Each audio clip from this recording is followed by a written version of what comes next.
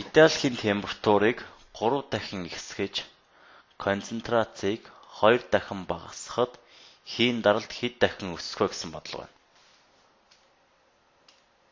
За, Италийн температур нь 3 дахин ихссэн. Өөрөөр хэлбэл Т2 температур маань анхны температур Т1-ээс 3 дахин их байна. Концентрацийг 2 дахин багасгасан гэсэн. Тэгвэл N2 концентрац маань анхны концентрацаас 2 дахин бага байна. Ингүүл хийн даралт хэд дахин өсөх вэ гэдэг болно. Өөрөөр хэлбэл эцсийн даралт P2-ыг анхны даралт P1-т хуваавал даралт нь хэд дахин ихссэн гарч ирнэ. За, Италийн даралтын тоо маань P тэнцүү N K T байдаг. N гэдэг нь хийн концентрац, K маань болцооны тул, T гэдэг нь абсолют температур. За, бодлогын өгөгдлөөсөр эхний даралт нь P1 тэнцүү N1 K T1 байна. Харин эцсийн даралт маань P2 тэнцүү N2 K T2 байна.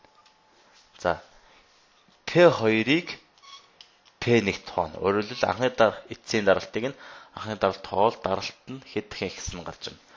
За, P2-ийн хооронд N2 K T2-ыг орлуулчих. За, анхны даралтын хооронд N1 K T1-ыг орлуулъя. Эндээс болцооны төвлөл K-гууд нь хураагдаад N2 T2-ыг хуваах нь N1 T1 үлдэнэ. T1 үлдэнэ. За, P2-ыг хуваах P1 тэнцүү. За, энэ N2-ийн оронд N1-ийг хуваах 2-ыг орлуулъя. Үржтэх нь энэ T2-ийн оронд 3 T1-ийг орлуулчих. Хуваах нь N1 T1. За, N1 N1-тэйгээ хорогдоод 1 болно. Мөн адил T1 T1-тэйгээ хорогдоод 1 болно.